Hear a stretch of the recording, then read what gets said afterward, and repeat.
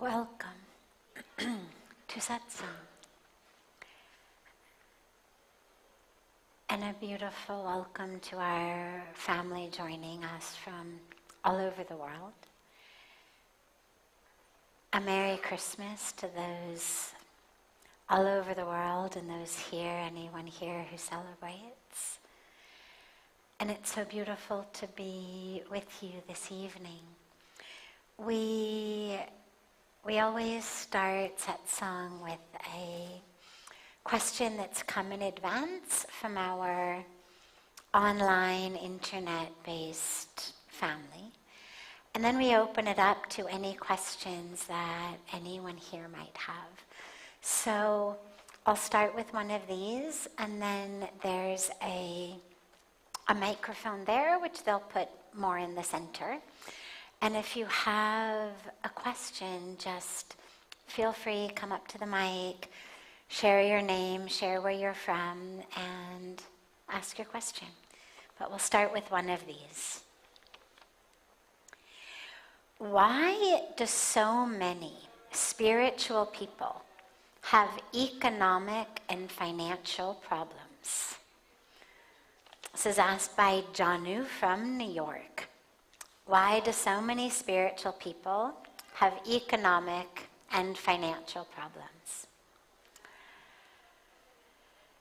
It's not that at all. Financial problems affect and afflict the religious to the non-religious, the spiritual to the non-spiritual, and everybody in between.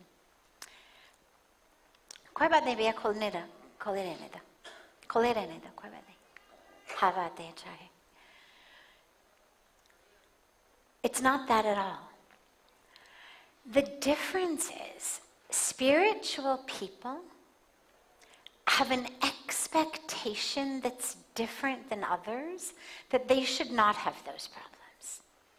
Non-religious people, non-spiritual people seem to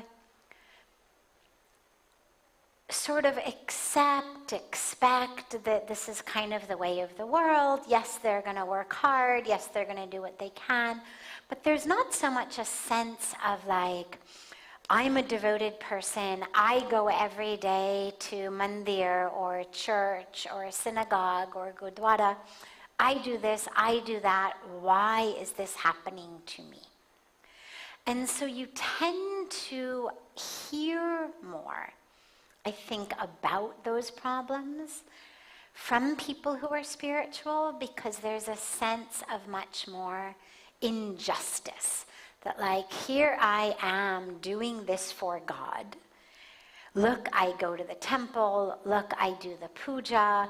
Look, I give dakshina. Look, I do this. And still I am facing these problems. And it's not just financial, by the way.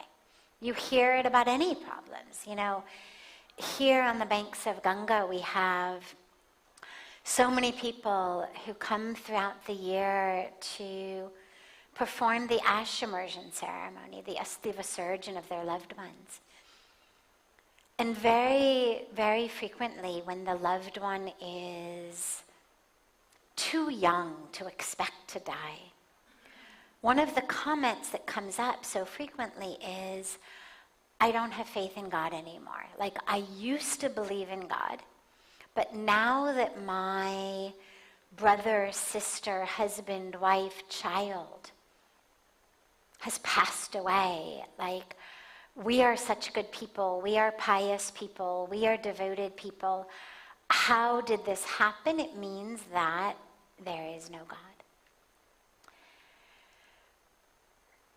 It's actually perfect in a way that this question arose today on Christmas, because there's a lot of overlaps, of course, between the teachings of all of the different religious traditions. When you have the beautiful privilege and opportunity that I've had to be at these high-level interfaith gatherings around the world, what you realize is, as you listen to the leaders speak, that actually so many of the world's religions have so much overlap at their core. around peace and love and oneness and sharing and generosity. But there's a very interesting overlap also between Christianity and Sanatan Dharma, specifically with regard to Christmas, which is that Jesus Christ was born in the manger, means in a stable where they keep horses and cows, and we were talking about this last night on Christmas Eve, and he was born there because no one would give his mom a nicer place to give birth, so there she was in the manger. Born there, certainly not an ideal situation, not the sterility and the facilities of a hospital, not the comfort of a home, a stable. Bhagawan Krishna was born in jail.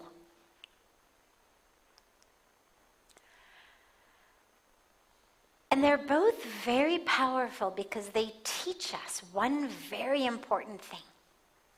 Do not think that just because you are a spiritual person, or even that you are the incarnation of the divine. I mean, Bhagawan Krishna is not just a person on earth. Jesus Christ is not seen as just a person on earth. Whether we say Son of God, God himself, whatever we say, these are the highest level of divine beings worshipped by their traditions.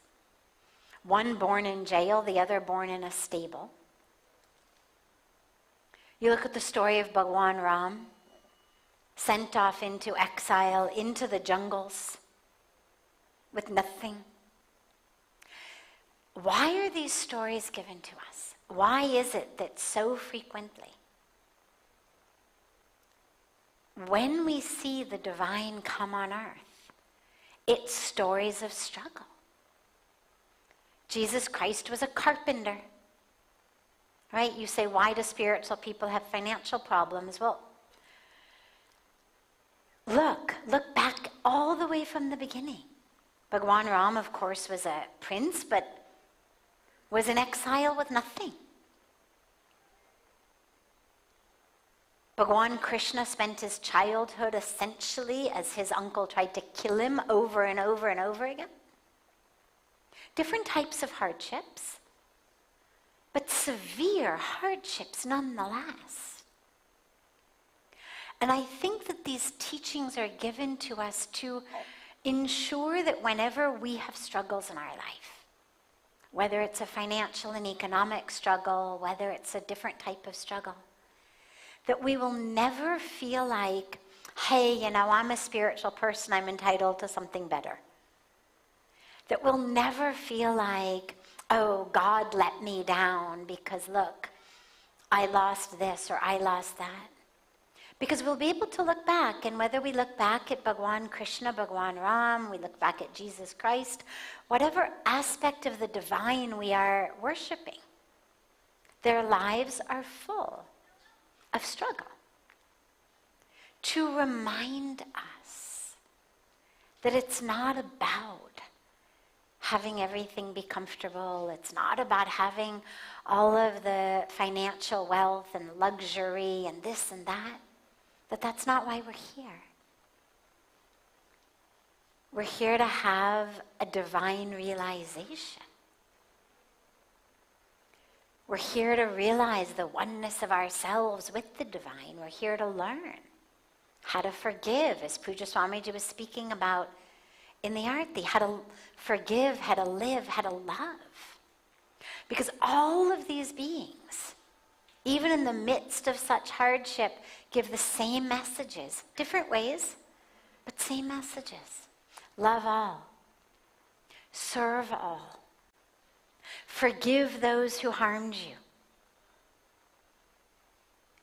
When Bhagwan Ram and Sita Ma came back from Lanka, Ma Kaike ke paas gaye pranam kiya. Socho. Pranam kiya. Not just, hi, yeah, we made it. No thanks to you. आके प्रणाम किया. तो forgiveness का बाप है. Think about this. The lessons are very deep. How to forgive, how to live, how to love, how to share, how to give. So never think that just because you're spiritual, somehow you're entitled to having luxury, or you're entitled to not having struggles or challenges. Pick up any scripture, pick up any story. It's struggles, struggle, struggle, struggle, challenge, challenge, challenge. In fact, one of my favorite teachings on this is from Kunti, the end of the Mahabharata war, when Bhagwan Krishna says to her, Kuch bhi mango, ask anything. You've suffered so much, and you've suffered with such grace, such devotion, such resilience. Ask anything. And she says, lifetime after lifetime, give me pain. Bhagwan Krishna says, pain? You've suffered so much. Let me give you some, nice boon. Why do you want pain? She says, because I've noticed in my life that when everything was going very well, you were far away. And at my toughest moments, you were right here with me. So give me pain so that lifetime after lifetime, you will be there with me. So don't ask, how did God do this to me? Ask, what am I supposed to learn from this? How am I supposed to grow from this? What is my lesson in this? Because that's what we're here for. Yeah, beautiful question. Any questions that anyone here has? Yes, of course, just come to the mic. भैया इसको यहाँ बीच में रख लीजिएगा. धन्यवाद. Thank you so much, ma'am, for giving me this option and this opportunity. My question to you, have you ever feel the presence of God? I feel the presence of God almost all the time. How can you explain the journey? How do you feel it?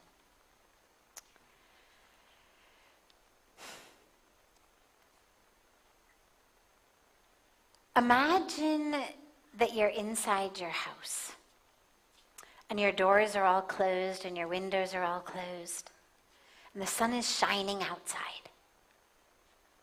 Beautiful sunny day. And you want to know how to feel the rays of the sun. Well, there's nothing that you can do inside your house. Sure, you can turn on the heater, you can light a fire. You'll feel some variation of warmth, but you won't feel the light of the sun. In order to feel the light of the sun, you have to open your doors, you have to open your windows, you have to actually immerse yourself to feel it. The sun's not going to come and knock down your door and insist that you let him shine on you. You have to open the door. You have to open the blinds and open the windows. You have to expose yourself. If you've got 6 layers of clothing on, even you go outside, you still won't feel the warmth of the sun. You might feel a bit claustrophobic and stuffy, but you're not going to feel the warmth of the sun. You have to actually take off that which is covering you, blocking you. Only then you'll feel it. There's an openness, there's a willingness, there's an exposure, a vulnerability. Walk into it. God is everywhere. Yeah. You don't have to go anywhere. Yeah. But you have to remove that which is blocking you from feeling it. For most of us, I'll give you a trick or hint. For most of us, it's our minds that are blocking us. Most of us live way too much in our minds. And we're so busy trying to figure everything out. We're so busy trying to describe everything, think about everything, analyze things, complain about things, that our hearts are just kind of taking this back seat while our brain, mind drives the show. The problem is you'll never know God like that. This is why we meditate, and why in meditation, even amongst all of the different schools and lineages of meditation, we always focus on quieting the mind. Quiet the mind, quiet the mind. Whether you do it through a mantra, whether you do it through bringing the awareness to your breath, whether you do it through recitation of a prayer, through an open-eyed meditation, however you do it, you must quiet the mind. Because if you don't quiet the mind, you can't feel in the heart. But we also sometimes don't open our hearts if we've been hurt. We have this sense of like, God betrayed me. Like I was saying before, I've been hurt. Something happened to someone I love. They got sick, they died, or someone left me. I loved them, I depended on them, they left me, maybe they died, maybe they divorced me, broke up with me, whatever it is. But I've been hurt in some way. Or I've got some terminal illness. Something has happened due to which I have closed my heart. That's what happens to most of us. So it's either a problem in the mind that we are just way too stuck in the mind, at which point the answer is quiet the mind. Feel in the heart. Or the problem is that we have closed our heart to God because of something that has happened. First case solution is drop into your heart. Second case solution is the answer that I gave in the first question, which is remember. There's no scripture, there's no teaching, there's nowhere where God says, come to me, unite with me, and you'll never get sick or die. Your loved ones will never get sick or die. You'll never lose money. Your house will never burn down. You'll never get fired from your job or dumped by a girlfriend or boyfriend. God never says that. No scripture says that. It's come to me. And no matter what you face, you will be anchored, you will be grounded, you will be connected. That's the promise. So figure out which way you are blocked from the presence of God. It may be both. A lot of us have both.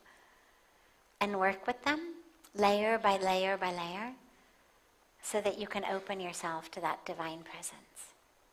How you feel when you... Come a little closer to the mic. Yeah.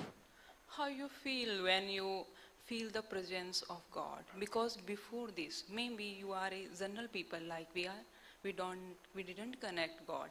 But after connecting with God and before connecting with God, what kind of differences you seen in your nature, Beautiful. your character? Because Beautiful. I'm also in that journey. I'm searching of God. I do meditation 2 to 3 hours, and I also read a lot of holy books like Swami Vivekananda, Bhagavad Gita, and all kind of books, whatever I like more. And I always feel that God is everywhere. He is now here, He is seeing me, feeling me. But I need the highest level of this connectivity. So please explain me more. So the difference between how I felt before I experienced God and how I feel after. As Pujya Swamiji would say, from pieces to peace. Simplest way to describe it. Before having that experience of God, I felt like I was separate. Separate from everyone, separate from the universe, definitely separate from God, but also just separate from everyone. I felt like there was something not quite right about me. Didn't have very good self-confidence. I was a straight A student. I was a huge success by external standards. But inside, I felt like I had to keep doing and doing and doing in order to be worthy. So, have to work hard, have to get straight A's, have to be the top of my class, have to do this, have to do that. And then, it's like you're worthy of feeling good about yourself. So I judged myself very, very strongly based on what I did. I identified very much based on my physical body, what it looked like, how much it weighed, what clothes it was wearing, where it was going, who it was going there with, what it was doing, what happened to it, all of that. Once I had the experience of being in the presence of the divine, I've never felt separate again. It's not that I've been ecstatically happy every minute. Still very much human. Certainly have emotional, waves. But I've never had a moment in which I have felt separate from the universe. That awareness is so deep that it's always, always, always there. I've never identified myself as my body again. It's never been about what it looks like, what happened to it, nothing like that. I've gone from feeling quite literally, again, going back to Pujya Swamiji's beautiful, short and simple way of saying it, literally, like I was in pieces and that I was holding myself together. That was really what life felt like I was just holding myself together. Doing this, doing that, doing this, holding it all together, but in pieces, inside, to literally feeling in beautiful peace. And again, it doesn't mean that you don't have moments of challenge, moments of difficulty, moments of frustration, moments of anger, but there is a foundation that is permanent.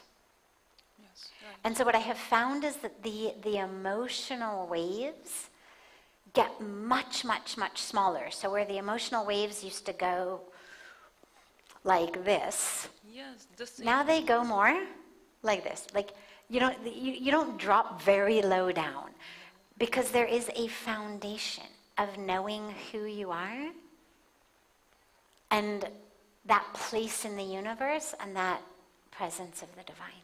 Yeah, beautiful. Other questions? Yeah. Thank you so much. Yes, beautiful. Thank you. Thank you so much.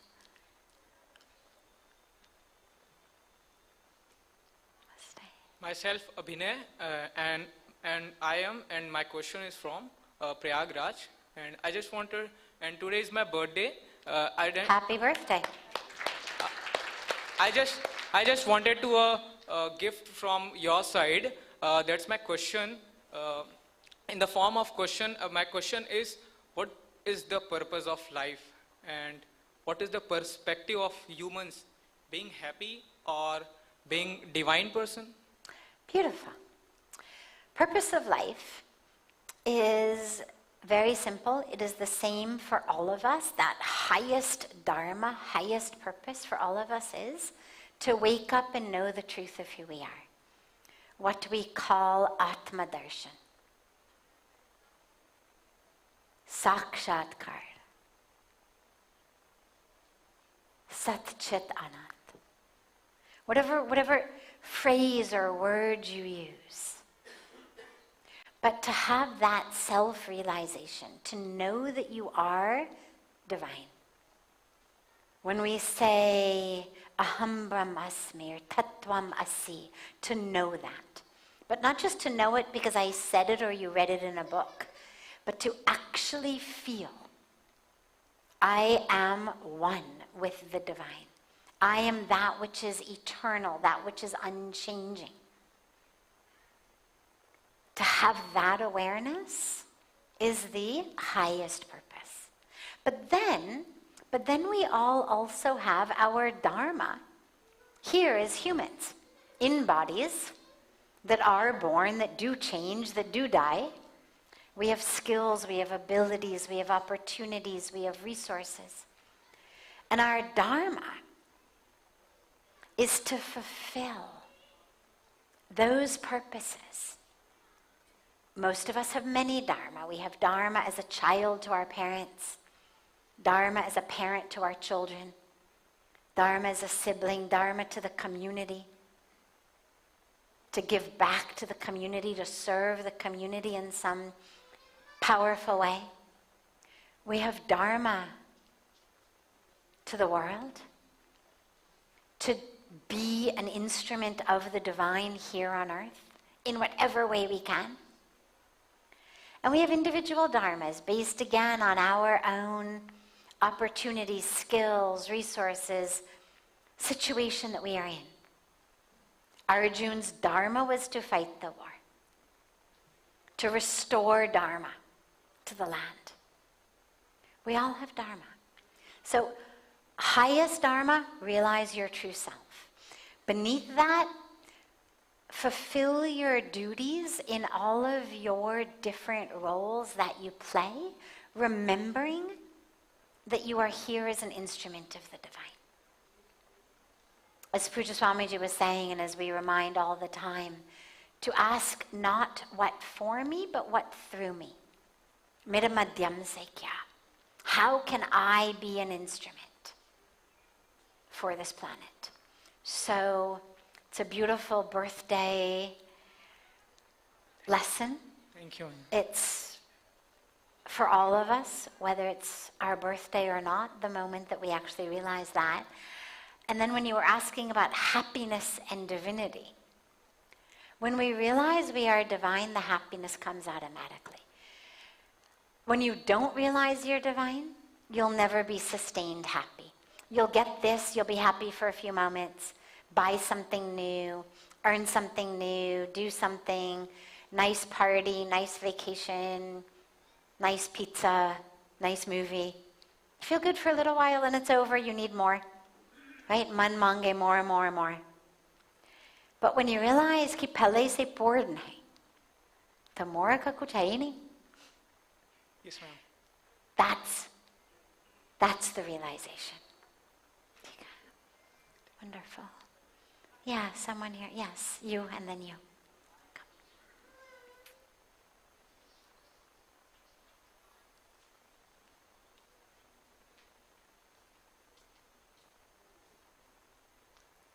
Pranam. Pranam.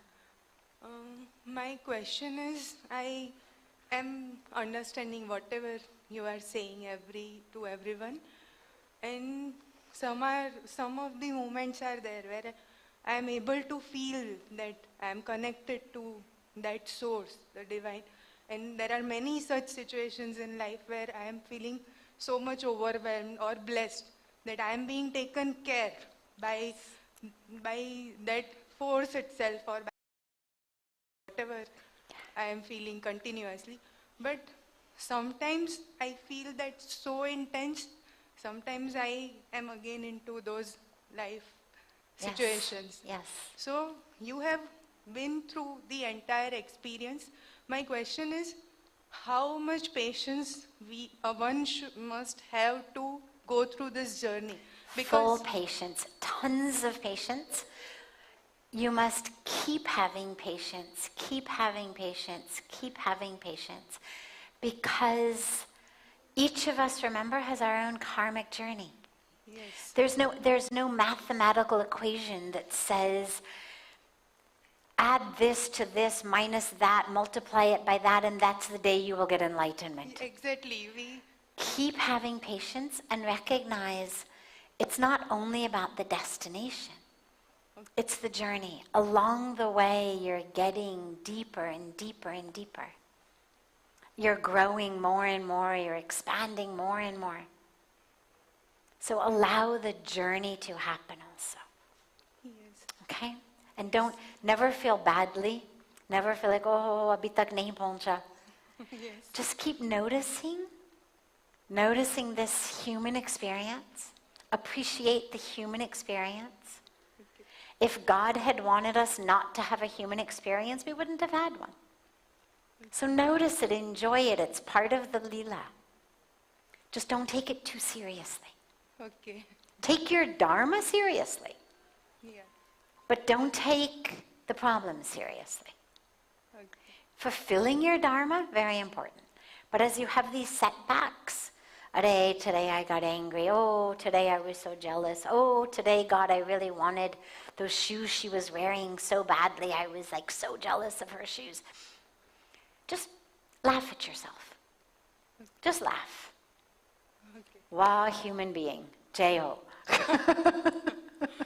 Right? Just notice it. Smile, laugh, and just ask God, ki tomorrow. Just fill me with a little more awareness tomorrow. Okay. Thank you. Wonderful. Thank you so much. Of course. Thank you. Of course. Yeah. Last. Hello. Hi. Namaste. While my spiritual journey has been fairly recent, I do feel very close to God. I feel Him in some kind of divine guidance. My question is, should you look for God's hint in everything, or are some things in life just incidental? Beautiful. I want to also, I realized you had a question too. Come, I want to take hers as well, and we'll see if they relate, and because we'll end with this one. Come.